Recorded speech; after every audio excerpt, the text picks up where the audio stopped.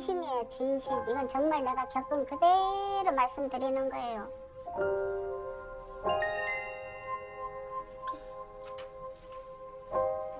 어느 날 자신의 왼쪽 폐가 사라진 것을 발견했다는 순자님. 제가 어렸을 때 망가진 폐예요. 다 망가진 폐. 엑스레이상에서 하얗게 보이는 왼쪽 폐. 이쪽은 오른쪽이고요. 이쪽은 왼쪽인데 왼쪽이 다 망가져 버렸어요. 쉽게 말하자면 결핵균이 다 파먹어버린 거죠. 순자님의 왼쪽 폐를 망가뜨린 범인은 바로 결핵균이었습니다. 17살 때 공장에 들어갔는데 집이 너무 어렵다 보니까 기숙사 생활을 했거든요. 근데 거기에 이제 결핵 걸린 환자가 있었던 거예요. 하루 몇 개서 잠을 자는데 기침을 엄청 하더라고, 기침을. 그래서 우리가 괜찮아? 괜찮아.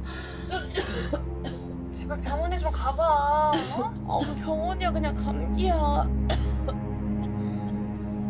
제발 언니 병원에 좀 가봐. 그랬더니 아유 감기야 그러고 안 가는 거예요. 근데 감기가 1년 내내 기침을 하는 거예요. 너무 기침을 하고 막 자는데 막 침이 튈 정도로 막 기침을 했어요. 그래 나 자다가도 막 닦으면서 아이 더러워 막 이러면서 잤거든요. 근데 그 사람 1년 있다가 결핵으로 피토하고 죽었다고 소문이 난 거예요. 그러고 나서 1년 있다가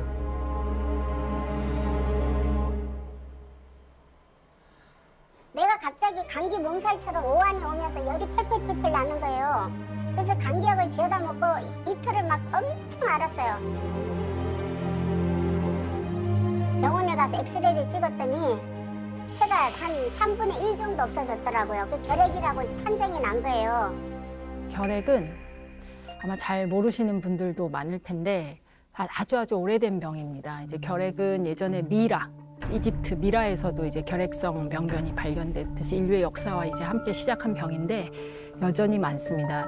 감염성 질환으로는 제일 그 사망을 많이 한 병이라고 알려져 있고요. 우리 몸에 이제 결핵균이 들어와서 생기는 감염병 질환이기도 하고 공기를 통해서 전염이 됩니다. 그래서 예를 들어서 우리가 옆에 환자분이 기침을 하면은 기침을 하면서 결핵균이 공기 중에 이렇게 흩어지게 됩니다. 그러면 그 주위에 있는 분들이 흡입해서 우리 폐까지 깊숙이 도달하게 되면 감염이 되게 됩니다. 가장 흔한 증상은 만성적으로 일어나는 기침, 객담이고요. 좀 더 심해지면 폐가 손상이 많이 돼서 열도 날 수 있고요. 체중도 감소되고 그다음에 호흡곤란, 흉통 그런 것들이 발생을 하게 됩니다. 결국 폐가 많이 망가지게 되면 나중에는 산소가 부족해서 숨쉬기가 부족해지니까 이제 그런 경우에는 이제 사망에까지 이를 수 있는 질환이 되겠습니다. 결핵균은 지방 성분이 많은 세포벽으로 둘러싸여 있습니다. 크기가 아주 작은 막대기 모양으로 다른 균에 비해 증식 속도가 매우 느리기 때문에 증상 역시 서서히 나타납니다. 일단 결핵균이 활동을 시작하면 면역세포와 결핵균의 염증 반응에 의해 점차 고름이 생기게 됩니다. 폐의 염증이 심해지면 고름과 가래 등이 피와 함께 섞여 나오는데 이것이 바로 객혈입니다. 폐결핵으로 진단을 받았을 때 약을 열심히 막 6개월 먹으라 그랬거든요. 가갖고 이제 약을 타다 먹는데 정말 약이 너무너무 독해요. 아이고 사지가 막 다 아프고 막 먹으면 토하고 막 너무너무 심했어요.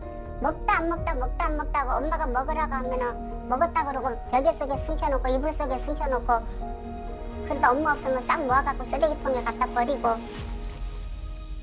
결핵은 균이 들어온 거기 때문에 우리가 균을 죽이는 치료를 해야 되고요. 치료가 길어요. 치료가 그래서 1차 결핵 치료인 경우에는 6개월에서 9개월 하는 게 되는데 사실 뭐 일반 폐렴 치료나 이런 거에 비하면 아주 장기적인 치료라고 할 수 있죠. 전염성이 있는 폐결핵 환자가 2주 이상 결핵약을 복용하면 다른 사람에게 전염시킬 수 있는 전염성은 거의 사라지고요. 6개월간 약을 꾸준히 복용하면 결핵을 90% 이상 완치할 수 있습니다. 하지만 불규칙적인 약 복용은 병을 키우게 됩니다. 그래 약을 안 먹을 때 어느 날 너무 심해져갖고 쓰러져서 가봤더니 폐가 다 망가진 거예요. 결핵은 정말 무서운 병이에요. 폐를 다 갉아먹어버려, 갉아먹어버려. 방심하고 중도의 약을 끊자 다시 살아난 결핵균. 결핵균은 순자님의 폐를 아주 서서히 갉아먹었습니다. 딱 사진을 보더니 왜 이제 왔냐, 너무 늦었다. 앞으로 많이 살아봤자 5년밖에 안 남았다 이러시더라고요. 그래서 내가 교수님 손을 잡고 저 좀 살려주세요. 막 애원을 했어요. 목숨이 위태로웠던 그때 정말 그때 당시에는 저는 너무나 이제 안타까운 거예요. 처음 진단받는 분들은 대부분은 모든 약제를 잘 먹기만 하면 치료가 잘 됩니다. 근데 약을 먹다가 또 뭐 중단을 하거나 아니면은 뭐 불규칙적으로 복용을 하면은 결핵균은 돌연변이를 만들거든요. 내성이라고 해서 그 약을 더 이상 써도 그 결핵균이 죽지 않는 상황에까지 이르러서야 이제 저하고 이제 그때는 처음 만나게 된 상황이었습니다.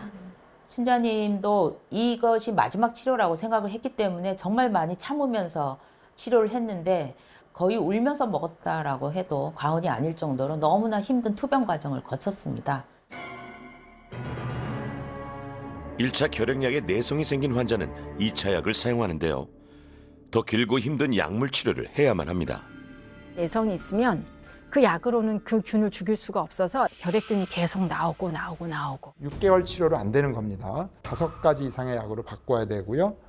치료를 18개월 이상 복용을 해야 됩니다.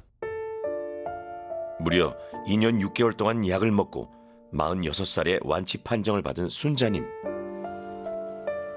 하지만 이미 망가진 폐는 돌아오지 않았습니다. 숨이 차서 집안 청소조차 힘들고 망가진 폐 때문에 염증을 달고 삽니다. 결핵 치료는 성공적으로 마무리됐는데 본인이 갖고 있는 이 폐가 한쪽 폐의 기능이 전혀 살지는 못하는 상황에서 완치가 되거든요. 결국에는 이미 사라진 폐는 더 이상 돌아오지는 않는 상황으로 치료가 마무리된. 그런 이제 흉터 같이 그런 그 흉터 덩어리만 남았다고 그렇게 보시면 되고요. 그러니까 몸 안에 시한폭탄 같고 폐라는 기능을 못하는 그런 망가진 폐가 남아있게 되는 거죠. 진짜 약 열심히들 먹었으면 좋겠어요. 정말로. 난 진심으로 하는 소리야. 결핵을 이거 약 안 먹잖아요. 죽어요, 죽어. 결국에는 죽음밖에 없어요.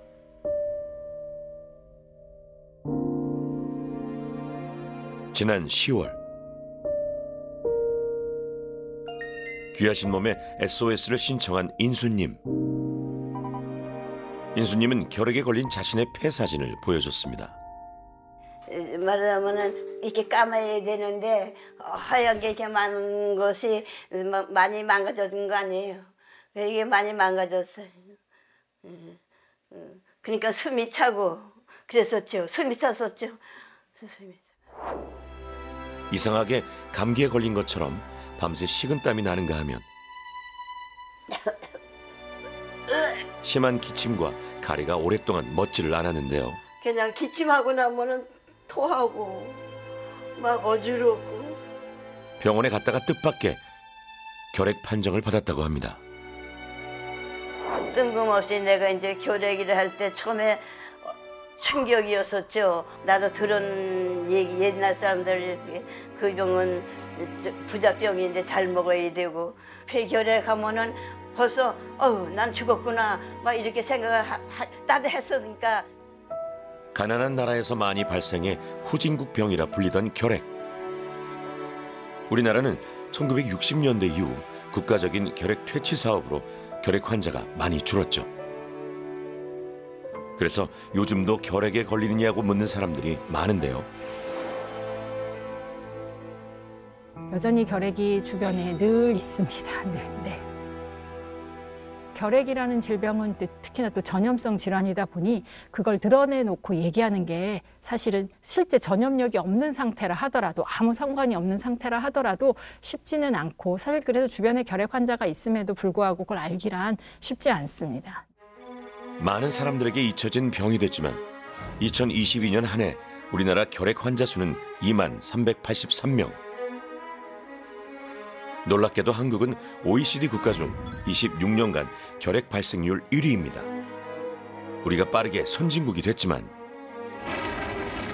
6.25 전쟁 이후 위생과 영양 상태가 좋지 않았던 당시 결핵균에 감염된 국민들이 많기 때문입니다. 특히 면역력이 떨어지는 65세 이상 어르신들은 결핵 고위험군입니다.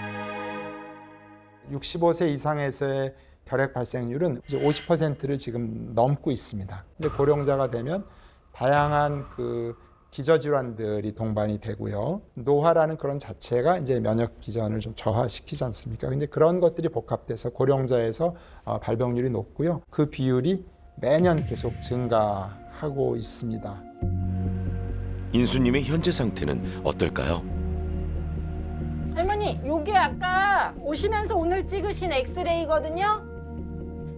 여기 까만 게 폐예요. 폐, 우리 숨 쉬는 폐고 요쪽이 왼쪽 폐인데 여기는 하얗죠. 여기가 결핵 때문에 폐 염증이 생겨서 하얗게 보이는 거고 여기 이제 까만 건 구멍이 나가지고 염증이 심하면 구멍이 날 때가 있어요. 그래서 처음에 9월 달에 찍으신 거보다는 염증이 좀 줄어들었어요. 조금 증세도 나아지시고. 네,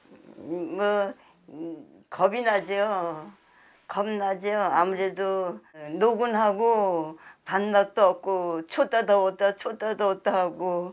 결핵이 조금 좀 세게 오긴 했어요. 보니까. 네. 그래도 꾸준하게 약을 드시면 잘 나을 수 있고요. 네. 지금 잘 또 이제 조금씩 좋아지기 시작하셨으니까 네. 꾸준히 하시면 좋아질 거예요. 네, 감사합니다. 결핵은 약을 잘 드시고 밥을 잘 먹으면 나을 수 있는 병입니다. 결핵은 완치할 수 있는 질환입니다. 이제 과거에 1950년대 전만 해도 결핵 약이 개발되기 전에는 결핵은 진짜 불치병이었습니다. 근데 이제 결핵약이 개발돼서 사실 대부분의 결핵 환자는 약을 잘 복용하시고 그러면서 충분한 영양 상태, 건강을 유지하시면 완치 가능한 질환이다, 그렇게 제가 자신 있게 말씀드릴 수가 있겠습니다. 이제 우리나라 결핵 환자의 한 50% 정도가 65세 이상 어르신들이세요. 그래서 결핵이 많이 생기기도 하고, 그래서 65세 이상 어르신들 같은 경우에는 보건소에서 1년에 1회 무료 검진을 하고 있으세요. 결핵 검진을. 그래서 가까운 보건소에 가시면 어르신들은 다 무료로 결핵 검진을 하실 수 있습니다.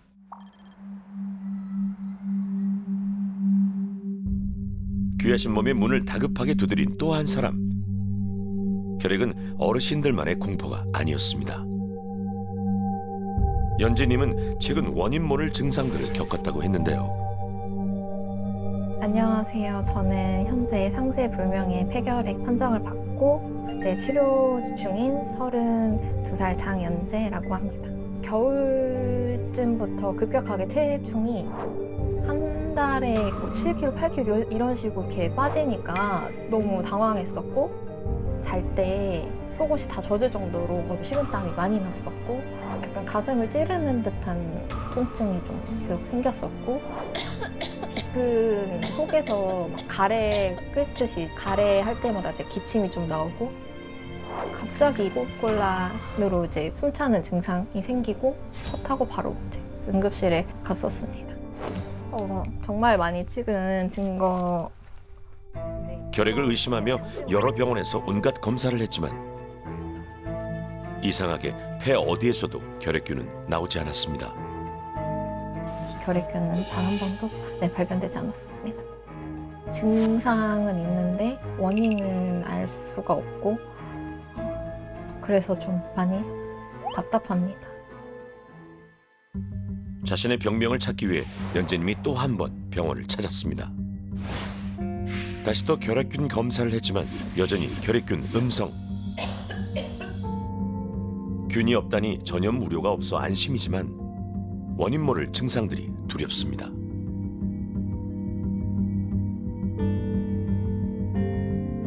연재님의 진료 기록을 꼼꼼히 살펴보던 교수님. 그러면은 올해 아마 기록에는 9월 19일부터 결핵약을 처방받아 복용하고 계시잖아요. 그럼 그 약을 좀 보여주시겠어요? 네. 일단 상세불명의 결핵으로 추정돼 9월부터 약을 먹고 있다는 연재님.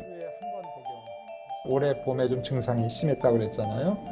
그때 이제 지난 5월에 찍은 CT에서 보면 이게 이렇게 구멍이 뻥 뚫린 우리가 공동이라고 그러는 그런 병변이 보는 거예요. 그래서 이런 공동성 병변이 폐 위쪽에 보이면 우리나라에서는 항상 결핵을 제일 먼저 의심을 하고요.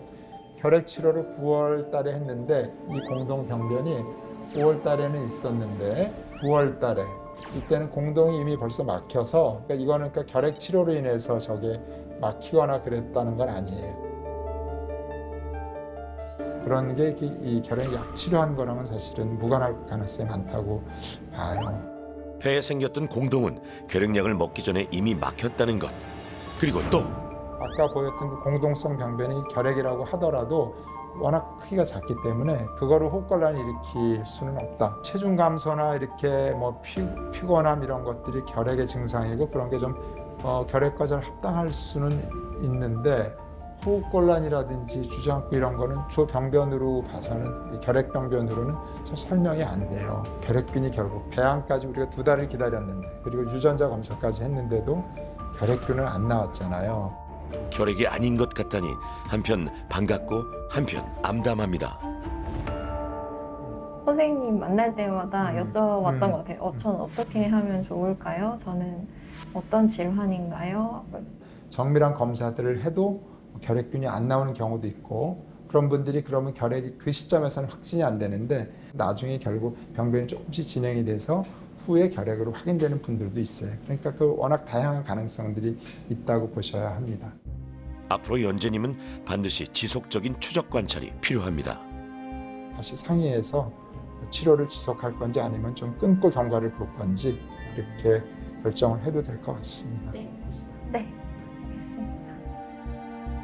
다행히 현재는 심각한 증상이 없다고 해 조금 안심인데요. 결핵이다, 뭐 아니다, 아니면 그 외 것이다라고 뭔가 명확하게 좀 알 수 있는 질환이면 좋겠는데 그렇지 않은 것 같아서 좀 되게 어려운 병이다라는 생각이 들었고 결핵이 이제 오래된 질환이고 국민들도 아는 병이지 않습니까? 사실은 실제 환자를 진료하다 보면 생각보다 어렵습니다. 아주 드물게는 그분들이 결핵이 아니라 결핵균과 비슷한 그런 엑스레이 소견을 나타내는 다른 질환의 가능성을 배제할 수 없는 거죠. 부산에 사는 경조님. 아침 7시 학교 운동장 한 바퀴 도는 것도 힘에 부칩니다. 무리하면 안 돼요. 너무 무리하면 안 돼요. 내가 알아서 할 거만. 경조님은 올해 8월 결핵 진단을 받았습니다. 결핵 때문에 염증이 생겨가지고 이 부분에 물이 많이 차 있다고. 70평생 건강하다고 자신했던 경조님도 정확한 병명을 몰라 5개월 동안 가슴을 졸였다는데요. 심무이라고 돼. 원인 불명 심내막염이 3월에 처음에 진단받았던 거고 다음에 이제 8월에 마지막으로 2번째 입원했을 때는 심장막 흉막 결핵이라고 이래 나오더라고요. 진단명은 흉막과 심막에 생긴 폐외 결핵. 우리나라에서는 보통 한 폐결핵이 한 70%, 폐외결핵이 한 30%, 30% 정도 되는데요. 사실은 온몸에 다 생길 수는 있고요. 제일 흔하게 생기는 게 이제 임파선 결핵이세요. 물이 찼다. 그래서 이제 늑막염인데 조사를 해봤더니 결핵성 늑막염이다. 이런 경우도 있고요. 심장을 싸고 있는 막, 심막에 결핵이 생겼다. 아니면 척추 결핵이 생겼다. 그래서 폐외 결핵은 어디에 결핵이 생기느냐에 따라서 증상은 매우 다양하게 나타날 수 있습니다. 약이 늦었어요. 아침에 먹는 결핵약인데요. 무엇보다 괴로운 건 약물 부작용입니다. 당치요.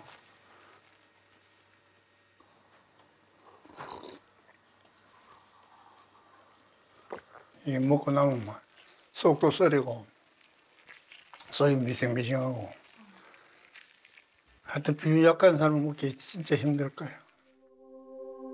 그런데 요즘은 속 울렁증보다 가려움증이 더 힘들다는데요. 다 그래 온 데가 배도 그렇고 등도 그렇고 머리 밑에도 그렇고 힘들지.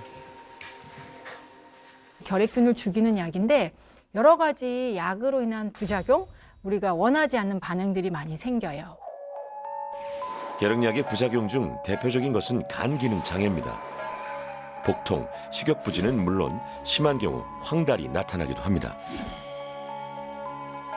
또 소화불량, 구토 등 위장 장애도 나타날 수 있는데요. 심한 경우 약제를 추가해 조절합니다. 부작용으로 피부 발진도 생기는데 약을 중단하면 사라집니다. 또 혈중의 요산 농도가 높아져 팔다리의 통증과 관절통을 유발합니다. 네, 쉽지는 않습니다. 제가 30년 이상 진료하면서 10,000명 이상의 환자분을 진료했을 거라고 생각이 되는데요. 그럼 그분들에서 그러면 부작용 때문에 결국 아무리 노력을 해도 치료를 못하고 중단했던 환자는 거의 손에 꼽을 정도입니다. 어떻게든 우리가 노력을 하면 치료할 수 있는 약은 대부분은 있습니다. 잘 버티고 끝까지 갈 수 있는 것 중에 중요한 부분이 기초 체력이에요. 체중이 너무 낮은 분들은 사실은 보다는 어느 정도 적정 체중을 유지하시는 분들이 이제 부작용도 잘 이길 수 있고, 식사를 잘 하시는 분들이 이길 수 있고, 이제 내가 체력 관리라든지 이런 걸 하는 것도 부작용을 이길 수 있는 데는 매우 중요합니다. 그런데 이 집에 또 하나 걱정이 있습니다. 바로 딸 상미님인데요. 몸 간지러운 데는 아버지는 폐외 결핵이기 때문에 전염성이 없는데 어디선가 감염이 된 겁니다. 병원에서 이제 가족들은 혹시나 검사를 한번 하는 게 좋겠다 권유를 해서 엄마를 포함해서 이제 언니들 다 검사를 했는데 저만 잠복결핵 판정을 받았습니다. 잠복결핵이라는 말을 이때 처음 들어봤다는 상미님. 잠복결핵은 균이 내 몸속에 그냥 잠자고 있는 상태로 존재하기만 하는 그런 경우를 우리가 잠복결핵 감염 상태다라고 얘기를 합니다. 그러니까 일종의 보균자, 결핵균 보균자 상태고요. 더 놀라운 것은 우리나라 국민 약 3분의 1이 잠복결핵 감염자, 즉 결핵균 보균자라는 사실입니다. 그런데 잠복결핵 감염자가 모두 결핵이 발병하는 것은 아닙니다. 되게 특이한 게 이 결핵은 내 몸에 들어오면 바로 병이 되지는 않아요. 결핵균이 내 몸에 들어와서 잠자고 있는 상태, 그러니까 보균자 상태라고 할 수 있는데 그런 감염 상태가 있다가 그 일부 중에 이제 활동성 결핵이라는 이 병이 생기게 되는데, 그런데 우리가 의학적인 그런 자료에 의하면 한 10% 정도만 활동성 결핵으로 발생을 하고요. 한 90%는 발생하지 않고 평생 수명을 건강하게 그냥 제 수명을 다하고 돌아가시게 됩니다. 그러니까 본인이 감염됐는지도 모르고 그러다가 어느 순간에 증상이 발생해서 검사를 해보니까 결핵이라고 진단을 되는 겁니다. 경조님과 딸 상미님이 함께 병원을 찾았습니다. 이경조님이시죠? 예. 먼저 경조님의 약 부작용 문제.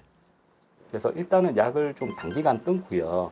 피부가 어느 정도 좋아지고 나면 여기서 약을 한 가지씩 다시 먹어보면서 어떤 약의 부작용이 있는지를 보는 거죠. 그렇게 해가지고 몸에 맞는 약을 찾아내는 거지. 이거랑 여러 부작용을 조절해 약을 잘 복용할 수 있도록 의사가 도와줍니다. 얘랑 요 체크해드린 거 요거 빼고는 다 드시면 됩니다. 네. 다 드셔도 다만 부작용 조절로 약이 약해지면 치료 기간이 6개월에서 9개월로 길어질 수 있는데요. 근데 지금 약을 일주일 동안 끊으면 악화되고 그러지는 않습니까? 네, 염려 안 하셔도 됩니다. 왜냐하면 이게 마라톤이거든요. 마라톤을 해야 되잖아요. 네, 마라톤을 해야 되는데 처음부터 너무 의욕에 이렇게 차 있으면 끝까지 완주를 못해요. 그러니까 안전한 약으로 오래 치료할 수 있는 약을 선택하는 게 처음에 가장 중요합니다. 너무 염려하지 마세요. 이번엔 잠복결핵 양성 판정을 받은 딸 상미님. 폐외 결핵은 전염력이 없다고 말씀을 하셨는데 저는 어디서 그러면 감염이 된 걸까요? 이상민이 같이 지금 이제 막 40을 바라보는 나이는 한 10대, 20대 그때는 우리나라 아직 결핵이 되게 많던 시절이거든요. 그래서 그때는 자기도 모르게 가족이 아니더라도 뭐 학교라든지 직장이라든지 또는 뭐 대중교통이라든지 그런 곳에서 감염이 흔하게 일어나던 시기죠. 그래서 40대, 50대 이 정도 되면 보통 검사해 보면 20에서 한 30% 정도가 잠복결핵 감염 양성으로 나오거든요. 아버님한테 옮은 건 아니지만 다른 사람에게 살다가 언젠가는 옮았을 거다. 그러나 상민님은 잠복결핵 감염 치료를 망설이고 있습니다. 잠복결핵 감염을 치료하는 것이 현재로선 유일한 결핵 예방법인데요.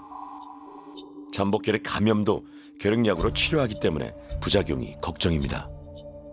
잠복결핵 감염 치료도 이제 결국은 내 몸에 들어온 결핵균을 죽여야 되기 때문에 그 결핵균을 죽이는 약을 쓰게 되고요. 우리가 이소니아지드 그리고 리판핀이라는 두 가지 약제인데요. 3개월간 매일 치료하는 것이 기본적인 잠복결핵 감염 치료 방법이 되겠습니다. 활동성 결핵 치료약보다는 훨씬 기간도 짧고 약제도 적어서 결핵 치료보다는 훨씬 수월하게 하실 수 있습니다. 나이가 들고 면역이 떨어지고 몸의 컨디션이 안 좋으면 이게 결핵으로 이렇게 발병을 할 수가 있거든요. 아무래도 앞으로 살아갈 날이 더 많으니까 치료를 해서 건강하게 사는 게 나을 것 같습니다. 일단 결정하시면 오늘부터 바로 하시겠어요? 아, 네. 잠복결핵 감염자를 그러면 우리가 모두 찾아내서 치료를 하면 결핵이 줄을 수 있을 것 같지 않습니까? 근데 현재의 원칙은 잠복결핵 감염자 중에서도 결핵 발생의 위험이 높은 고위험군만을 대상으로 찾아내서 검사를 하고 양성이면 예방치료를 해야 된다. 사실은 제일 높은 고위험군은 그 최근에 결핵 환자랑 만나서 감염된 경우입니다. 그러니까 이제 누가 가족 중에 결핵이 있어서 내가 검사를 해봤더니 결핵균에 감염됐다. 아니면 뭐 직장에서 노출이 결핵 환자가 있어서 내가 검사해봤더니 그러면 그렇게 해서 감염이 된 경우에는 결핵으로 발병할 결핵이 생길 확률이 높고요. 그 외 잠복결핵 감염자 중 고위험군은 면역 기능이 떨어진 사람입니다. 결핵 발생률의 50% 이상을 차지하는 65세 이상 고령층, 지나친 저체중, 항암치료, 류마티스 질환으로 면역을 떨어뜨리는 약을 복용하는 경우, 만성 신부전으로 인한 투석 등이 해당되고요. 당뇨 또한 결핵 발병의 위험을 높이는 질환입니다.